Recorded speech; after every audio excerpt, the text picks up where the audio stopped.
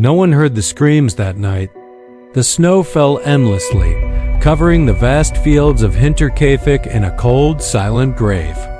It was as if the earth itself wanted to hide what happened in that lonely farmhouse deep in the forests of Germany. But death has a way of leaving its scent behind. No matter how deep you bury it, it began with footsteps. Footsteps in the snow that came from the dark forest to the back door of the Gruber family home. There were no footprints going back. Andreas Gruber noticed it days before the murder. He told neighbors about it with a nervous laugh, as if joking about his own fear. He even checked the woodshed and barn but found nothing. The snow was fresh, unbroken except for that one trail leading directly to their home, ending there like a silent threat. Then came the noises in the attic. Every night, the family heard faint movements above their heads. Scraping sounds, footsteps, a low thud now and then, as if someone was crawling just out of sight. Andreas searched every corner but found no one. He thought it was rats or birds nesting, though deep down he felt a shadow passing over his life. The maid, terrified of the noises and the heavy presence she felt in the house, quit her job and left days before the murders. The Grubers hired a new maid, Maria Baumgartner, who arrived on the day of the massacre. She didn't live there for even a single day. Andreas Gruber was a strict, bitter old man known for his anger and cruelty. His wife, Cecilia, rarely spoke and always walked with her head down. Their daughter, Victoria, was a widow, though rumors whispered that her husband, believed to have died in the war, might have deserted or been killed by Andreas himself. Worse rumors said Andreas forced Victoria into an incestuous relationship. She gave birth to little Joseph, a child whose father's identity was hidden under layers of shame and fear. Victoria also had a daughter, 7-year-old Cecilia, bright-eyed and innocent, who would spend her last moments watching her entire family die. On March 31st, 1922, something or someone decided their time was up. That day, the family lived as usual. They milked the cows, baked fresh bread, stacked firewood. The new maid Maria arrived in the afternoon. Victoria sang in the choir at church the previous night. Everything seemed normal. But death was waiting, hiding in the shadows of the barn. The theory is that the killer somehow lured them out one by one. Maybe the animals were restless, making noises. Maybe someone threw a stone at the window to draw attention. Maybe Andreas went out first, angry at the noise. The killer struck him with a mattock, a brutal, heavy farming tool shaped like an axe. His skull was split open, his face shredded. Blood soaked into the hay-strewn barn floor. Then his wife came out, searching for him. She was struck down with equal violence. Victoria followed, perhaps screaming for her parents, and the mattock fell upon her too. Little Cecilia came last. She saw it all. Her skull was shattered, but she survived for a short time, tearing out her own hair in terror and pain before death took her away. Inside the house, the killer walked silently to the maid's room. Maria Baumgartner was still unpacking her bag. She turned and saw only a shadow before the mattock crushed her skull. Finally, 2-year-old Joseph lay sleeping in his cradle. The killer raised the mattock one last time. There was no mercy even for a child. But what happened after was even more disturbing. The murderer didn't leave. For the next 4 days, neighbors saw smoke coming from the chimney. The animals were fed, the cows milked, the dog tied up outside, was given food and water. Someone lived among the corpses, eating their food, sleeping under the same roof as their blood-soaked bodies. The mailman delivered letters and noticed the family was strangely silent. Neighbors tried calling them but thought they were busy. It wasn't until April 4th that they finally entered the house and discovered the horror waiting for them. Bodies in the barn were stacked like old rags, covered in hay to hide the gore. Inside, Maria and Joseph lay lifeless. Blood stained every wall. The police were called, and soon the Hinterkaifeck farm became the center of Germany's most gruesome and unsolved murder mystery.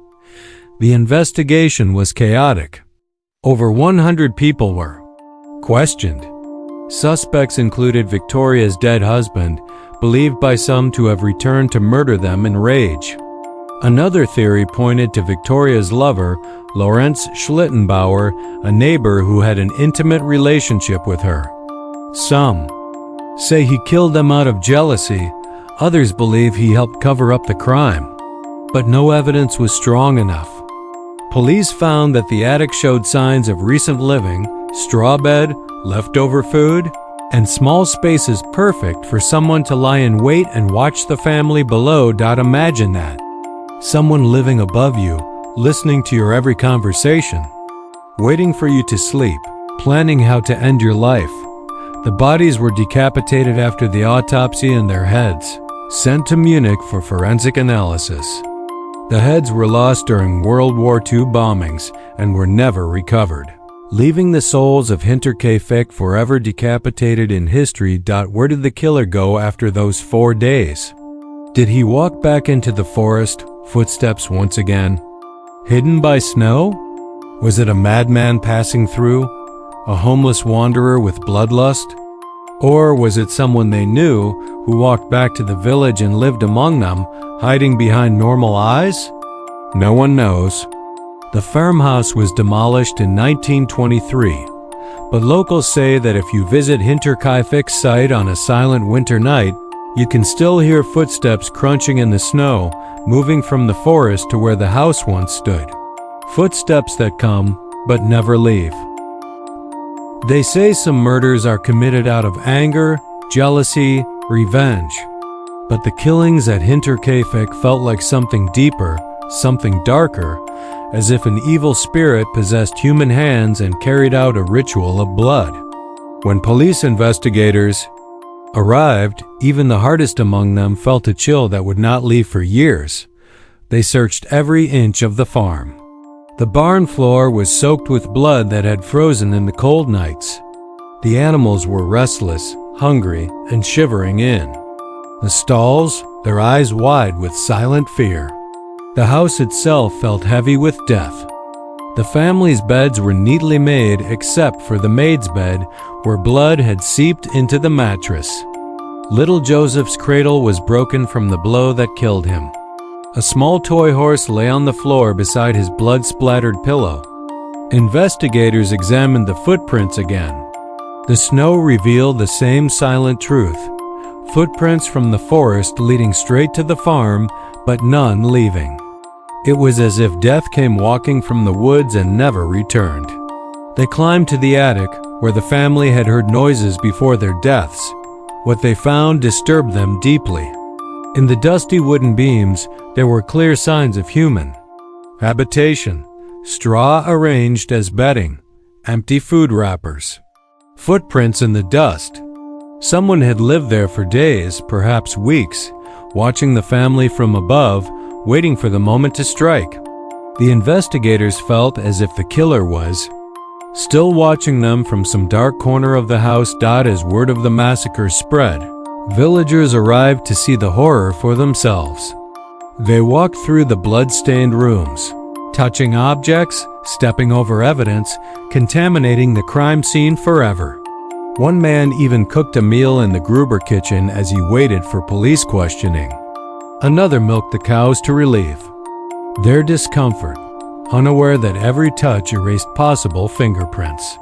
The killer, if he was among them, would have blended in perfectly with the curious, fearful crowd. The autopsy was done in the barn itself. Dr. Johann Baptist Muller, the court physician, examined each body in turn. Andreas' head was split open, his cheekbones crushed, face torn to pieces. Cecilia Sr. had skull fractures and a smashed face. Victoria's head showed multiple blows, her face covered in star-shaped wounds from the pickaxe blade. Little Cecilia's injuries were worst of all. Her jaw shattered, throat slit, clumps of her own hair clenched in her fists. She had lived for several hours after the attack, lying among her dead family in agony. Maria Baumgartner's skull was broken by a single blow to the head, while baby Joseph's face had been smashed in as he slept. Dr. Almholler decapitated all the victims, sending their heads to Munich for further examination and hoping they might reveal clues about the weapon or killer. But no new evidence emerged. During World War II, the heads were lost forever in bombings, leaving the bodies buried without their souls. Police investigated every possible suspect. Victoria's secret lover, Lawrence Schlittenbauer, was questioned multiple times. He had helped discover the bodies and was seen entering the house without hesitation, unlocking doors easily, moving through the rooms as if he belonged there. Some witnesses said he seemed too calm, too familiar with the farm's layout. When asked how he knew the way to the locked barn door, he said he was worried about his son, suggesting Joseph was his child. Others believed he was only trying to protect Victoria's honor. Police found no conclusive evidence, but suspicion remained like a shadow on his name for the rest of his life. Then there was the theory that Victoria's husband, Carl Gabriel, had returned. Officially declared dead in WWI, some speculated he deserted and came back to find his wife pregnant with another man's child. Consumed by rage, he murdered them all. But no proof of his survival ever emerged. The military records confirmed his death, and fellow soldiers testified to seeing his body on the battlefield. Other suspects included traveling robbers, vagrants passing through the forest, or a madman escaping an asylum. But nothing was stolen from the house. Money lay untouched in drawers, jewelry remained in boxes, livestock was safe. Whoever killed the Grubers didn't come for wealth. They came for blood, for destruction, and perhaps for a sense of twisted completion. As years passed, the case files grew thicker, but no answers came. Psychics, detectives, journalists all tried to unravel the mystery. Even decades later, special police units re-examined the case with modern forensic techniques, but the evidence was long contaminated, lost to time and curiosity. In 2007, the Fürstenfeldbruck Police Academy re-investigated Hinterkaifeck as a training exercise. They identified a likely suspect based on witness statements, motives, and circumstantial evidence, but out of respect for the suspect's descendants, the name was never revealed. Officially, the murders remain unsolved. The Hinterkaifeck farmhouse was demolished in 1923, and a small shrine was built where the barn once stood. Today, all that remains is a field surrounded by dark forest. Locals say on quiet winter nights, when snow falls heavy and silent, you can hear the echo of footsteps crunching from the woods to the place where the farmhouse stood. Footsteps that come but never leave. Some say it's the spirit of the killer returning to relive his crime. Others say it's the Gruber family, trapped forever in the place of their violent death, waiting for justice that will never come.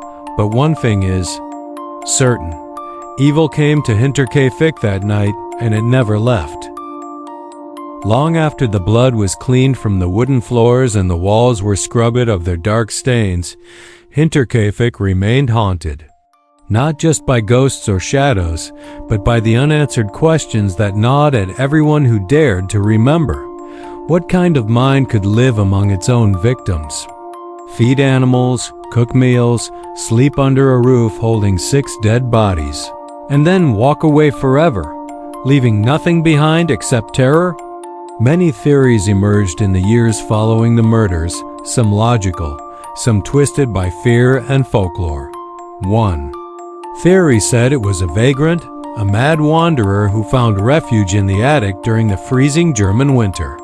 Driven mad by hunger and isolation, he decided to kill the family who lived beneath him. But why stay for days after the murders, risking discovery? Why not steal valuables or food and escape into the forest? This theory faded as quickly as it came. Another theory centered on Lawrence Schlittenbauer, Victoria's lover and neighbor. He was among the first to discover the bodies and acted suspiciously calm. He unlocked doors no one else could, moved through the house without hesitation. Witnesses claimed he fed animals and handled the bodies with strange detachment. Some said his motivation was jealousy or anger at Victoria for demanding child support. Others said he killed them to cover up their incest if Joseph was truly Andrea's son. But Lawrence was interrogated multiple times, and though suspicion clung to him all his life, no hard evidence ever surfaced. Then there was the tale of Victoria's husband, Carl Gabriel. Officially killed in WWI, some villagers whispered that he never died, that he deserted, escaped from the battlefield, and returned to find Victoria with a child that was not his. Consumed by rage, he hid in the attic, waiting to murder his unfaithful wife and her entire family. But forensic evidence showed that the man buried in the war grave was indeed Carl Gabriel. This theory became just another ghost story in the village. There were supernatural explanations too. Some locals believed the murders were the work of demons or forest spirits angered by Andrea's sins. Old stories told of dark beings who lived in the Bavarian woods, punishing the wicked by wiping out their entire bloodline. After all, Andreas was rumored to have committed incest with Victoria, forcing her into an unholy relationship. The villagers believed the Gruber family was cursed and the murders were divine punishment. But the most chilling theory was the simplest one, that the killer lived there long before the murders. That he moved in silently, hid in the attic, listened to every secret, watched every meal, memorized every movement, and waited.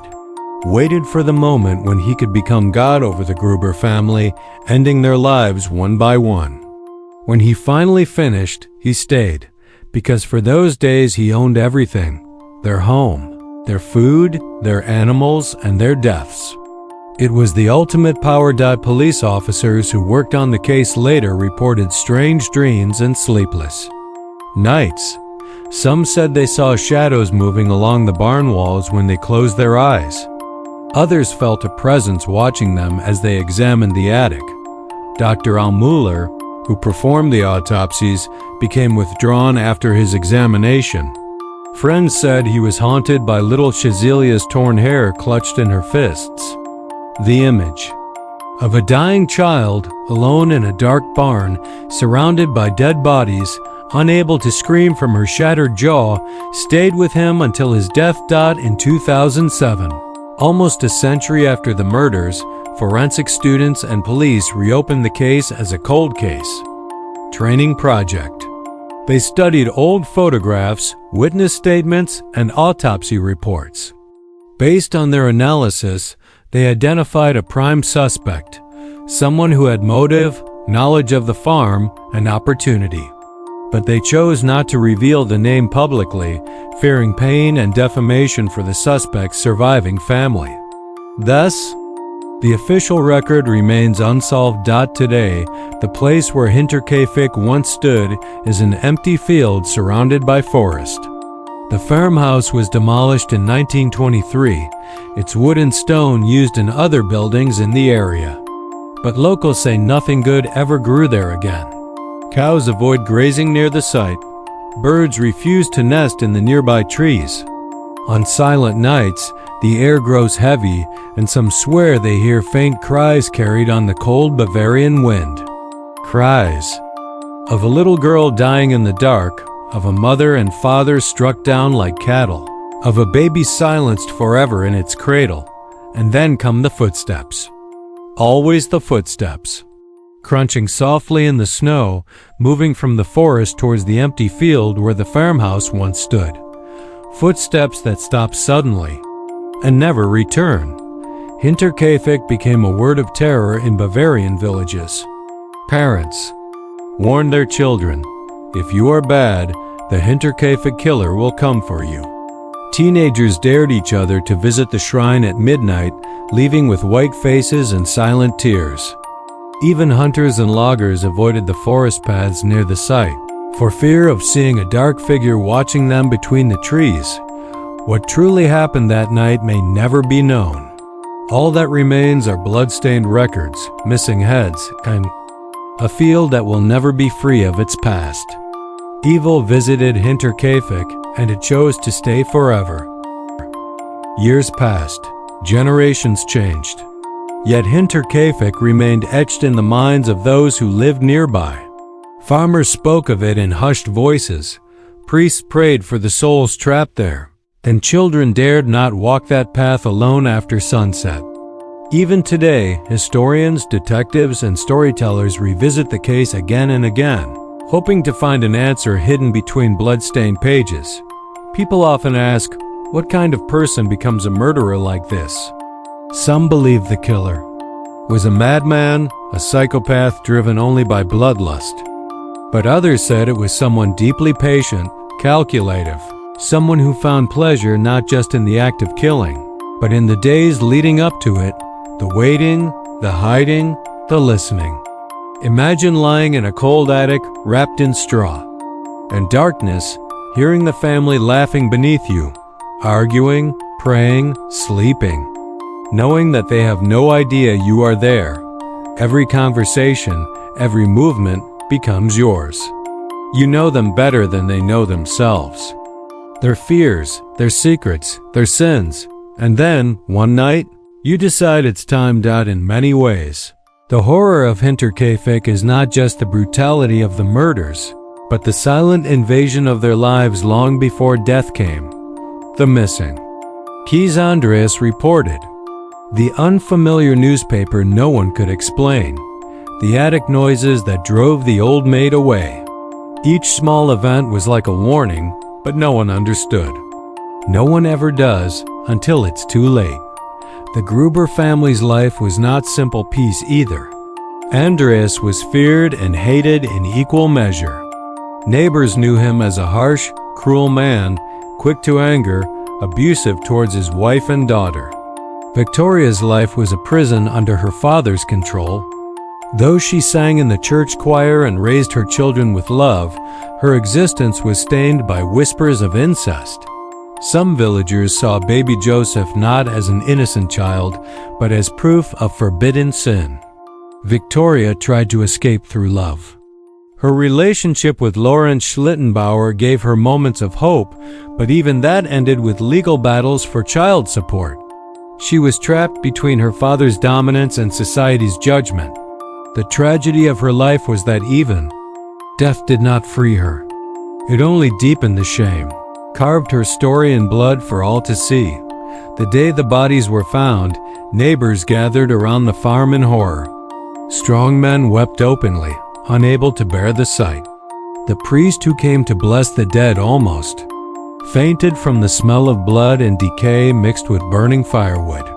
The police tried to control the crowd, but curiosity was stronger than fear. Everyone wanted to see the place where evil had walked. Children were kept away, but some peeked through windows and doors. They saw little Chazilia's bloodied braids, her face frozen in terror. They saw the dark pool spreading beneath Joseph's cradle. Those children grew up with nightmares they never spoke of. For days, the farm was a circus of investigators. Journalists, priests, and morbid villagers. Reporters wrote lurid headlines. Family slaughtered by madman. Hinterkaifeck's secret devil. But none could answer the one question that mattered. Who did this? When the bodies were buried, headless in their coffins, hundreds gathered for the funeral. The black procession moved through the village streets under gray, weeping skies. Women clutched rosaries, praying for their souls. Men kept silent, eyes darting nervously, wondering if the killer walked among them that day. If he stood there, watching the coffins lowered into the earth, feeling nothing but satisfaction. The land where Hinterkaifeck stood was cursed after that. No one wanted to buy it. Years later, it was sold for almost nothing, and the farmhouse was torn down. A simple shrine was erected near the barn site, marked by a wooden cross weathered by snow and rain. Flowers still appear there, left by strangers. who have never forgotten the story. Decades passed and Germany changed. War came and went. Cities rose from ruins, technology advanced, but Hinterkaifeck remained a wound that never closed. Detectives continued to study the case, building files upon files, chasing shadows across history. In the 1950s, new investigators re-interviewed old witnesses, hoping for a deathbed confession or forgotten clue. But those who knew the Grubers were dying out, taking their secrets with them. When modern forensic students in 2007 revisited the crime as a training exercise, they worked like surgeons. They analyzed skull fracture patterns, suspect timelines, psychological profiles, and family dynamics. They believed they knew who did it, but even their final report ended with silence. There is no possibility of bringing charges now. They wrote, leaving the name hidden forever, and so the case remains unsolved. Hinterkaifeck has become more than just a murder site. It is a legend, a whispered warning carried down generations. A story of footsteps in the snow, of silent killers, of sins that never wash away.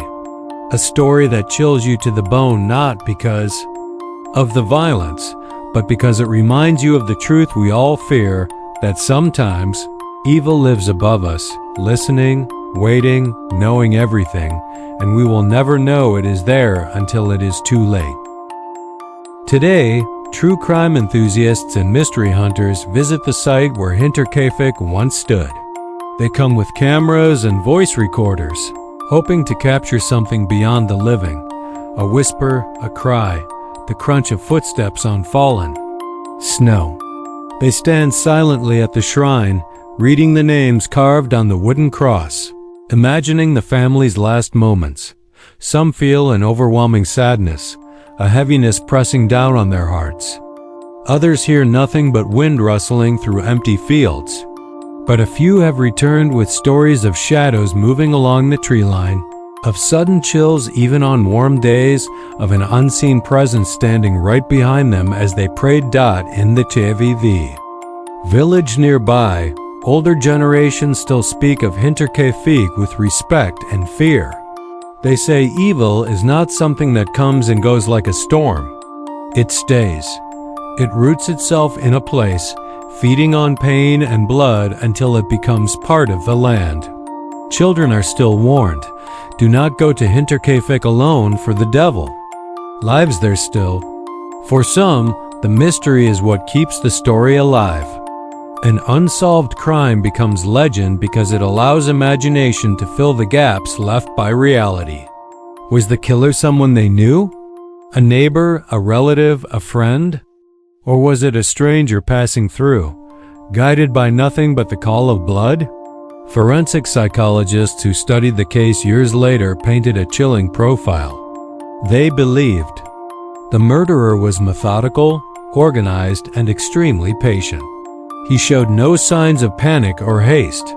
The way he lured victims one by one showed intelligence and control. Staying at the farm for days after the killings indicated a cold, fearless nature, someone who enjoyed domination over the dead as much as over the living. They suggested he may have been a sexual sadist who gained pleasure from power rather than direct sexual assault.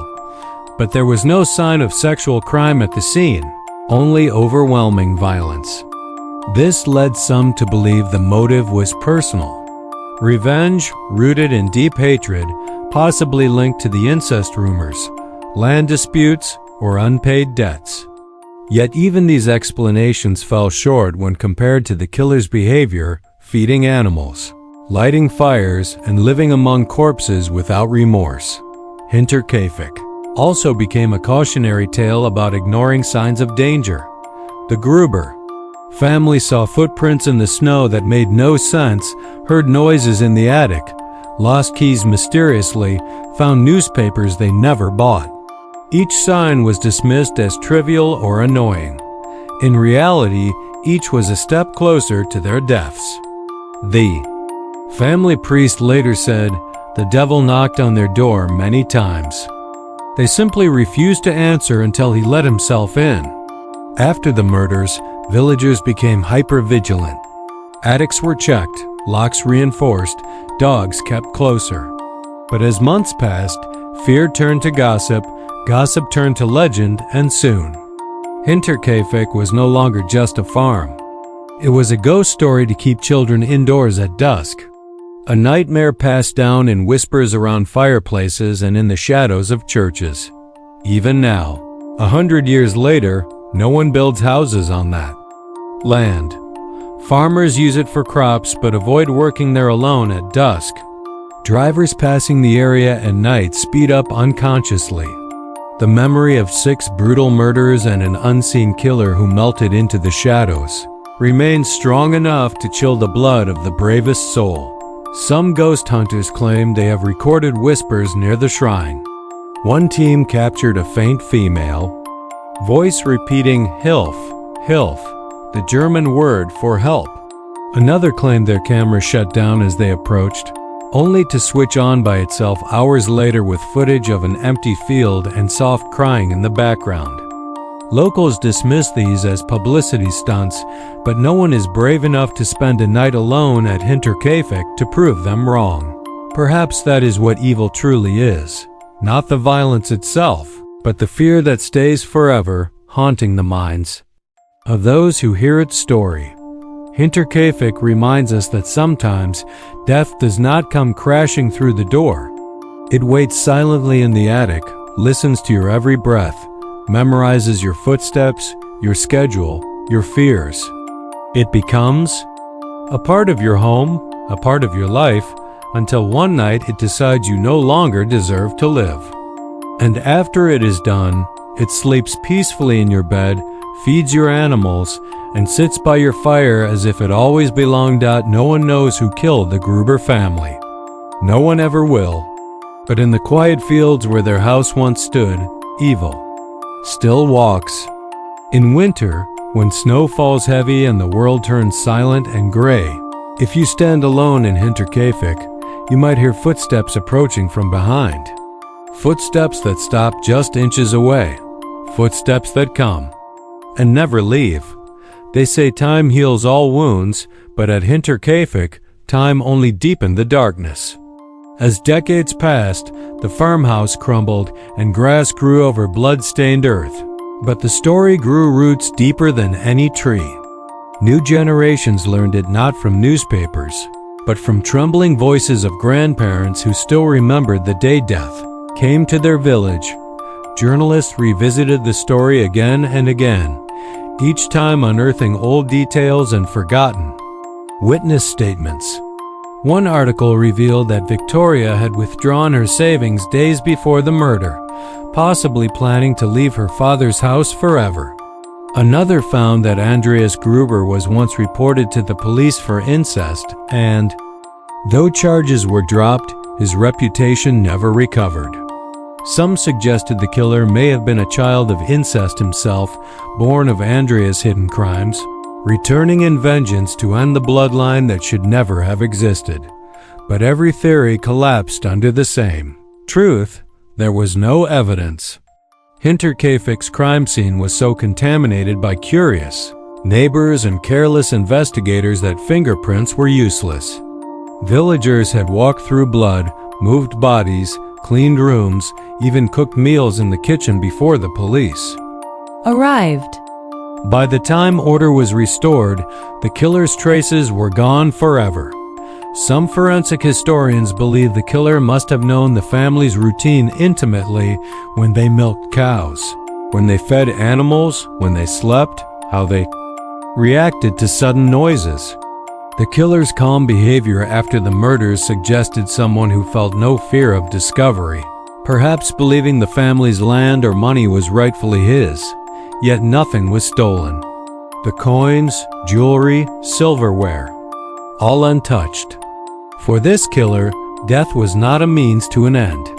Death itself was the end he desired. Villagers spread rumors of a curse on the land. They remembered how the maid left weeks before the murders, terrified of the attic noises and Andreas' harsh ways. They said Maria Baumgartner, The new maid, who arrived on the day of the murder, cried as she entered the farmhouse as if her soul knew it would never leave alive. Her body was found still wearing her coat, a single blow crushing her skull before she could even unpack. Modern psychologists say what makes Hinterkaifeck so horrifying is not just the brutality, but the complete invasion of safety. The idea that a stranger can live above you, in your attic, watching you sleep, listening to your secrets, eating your food when you are away, it taps into our primal fear of the hidden predator, the monster within our own home. The few photos that remain show the barn with its blood-stained floor, the house with broken windows, the attic trapdoor half open as if inviting the next visitor to climb up and see what watched the Gruber family before their deaths. Each image carries a cold silence, a sense that even the walls remember. In recent years, paranormal investigators have attempted to contact the spirits of Hinterkaifeck. Some claim to have captured voices calling for help. Others heard the sounds of footsteps in empty rooms. Thermal cameras picked up unexplained heat signatures in the attic. One team left in the middle of the night, shaken and silent, refusing to speak about what they saw. But perhaps the true horror lies not in ghosts, but in what humans can do. Hinterkaifeck remains a lesson that monsters do not always hide in forests or darkness. Sometimes they hide in plain sight. Sometimes they are the neighbor who smiles at you, the friend who helps you carry firewood, the passerby who tips his hat politely. And sometimes they live above your head, breathing the same air, waiting patiently for the day they decide your life no longer has value. In 22, on the 100th anniversary of the murders, a group of historians and criminal profilers held a memorial lecture in Munich. They presented every theory with detailed analysis. In the end, the final slide simply read, "The killer was never found. He may still walk among us." As the audience left the hall in silence, a chilling thought crossed every mind. If such evil could remain hidden forever, then what other darkness lives unseen in our world? Some stories fade with time, but Hinterkaifeck only grows darker. For in every creaking attic, every strange footprint in snow, every unexplained noise above sleeping families, Hinterkaifeck whispers a reminder: evil does not need a reason. It needs only an opportunity. The Hinterkaifeck murders have become more than just a cold case. They are a symbol of humanity's darkest potential, the terrifying blend of patience, cruelty, and secrecy. The question lingers: what drives someone to commit such a calculated massacre and then stay among the victims as if the act itself was not enough? Psychologists have studied this case for decades, fascinated by the killer's unusual behavior. Most murderers flee the scene, panic, or leave evidence behind. But here, the murderer lived with the dead, feeding their livestock, tending to their chores, occupying their home like a ghost. This rare and sinister calm suggests a person who craves control, domination, and perhaps even twisted companionship with death itself. It's possible the killer was someone close, someone who knew the family's secrets, their routines, their weaknesses. The family had enemies, jealous neighbors, bitter relatives, men scorned by Victoria's demands for support. And yet, no evidence pointed clearly to any one person. The killer vanished into thin air, leaving behind nothing but horror and silence. Local legends grew with time, painting the killer as a demon or cursed soul bound to the land. Some say the farmhouse's destruction was an attempt to bury the evil. But evil, it seems, is not so easily erased. The empty field stands as a silent testament to pain and unanswered questions. Visitors today come seeking closure, answers, or even proof of the supernatural. Few leave unshaken. The echoes of footsteps, whispers in the wind, and cold chills remind us that Hinterkaifeck's story is never truly over. It is a warning etched in snow and stone that evil can hide anywhere, even above your very head. As you listen to this story, remember, the true horror is not just in the murders themselves, but in the unknown. The face of the killer remains a blank shadow, the motive a dark puzzle, and the footsteps in the snow, they still come. They still watch. The Gruber family's voices, silenced too soon, call out through time. Their story warns us to never ignore the signs, to question the silence, and to beware the quiet presence waiting in the attic. Because sometimes the most terrifying monsters are the ones who live among us, unseen, patient, and ready to strike when we least expect it. In the end, Hinterkaifeck is not just a story of murder. It is a mirror held up to the darkest corners of the human soul, where fear, secrecy, and cruelty intertwine. It teaches us that evil can be patient, waiting silently for years, hiding in shadows no one dares to enter. The Gruber family's lives were shattered by someone who moved unseen, whose footsteps no one noticed until it was too late. And even now, almost a century later, that presence lingers, refusing to fade into history. What lessons remain? That we must never ignore the signs, the strange noises, the missing keys, the footsteps in the snow. That sometimes danger lives not just in the wild forest, but in the homes we think are safe. And that sometimes the most terrifying horror is not the violence itself, but the silence that follows. As you reflect on Hinterkaifeck, remember the family, their hopes, their fears, their innocence stolen. Remember little Chiselia clutching her own hair, the helpless cries lost to the cold night. And remember that behind every true crime story is a human tragedy, one that deserves to be told and never forgotten. If you find yourself alone on a snowy winter night, far from the world's noise, listen closely. You may hear footsteps in the distance, slow, deliberate, coming from the forest toward the empty field where Hinterkaifeck once stood. Footsteps that come but never leave. And if you hear them, beware, because some evils never die. Thank you for listening to the haunting story of the Hinterkaifeck murders. May it remind us all to stay vigilant, to trust our instincts, and to never forget the lives lost in silence.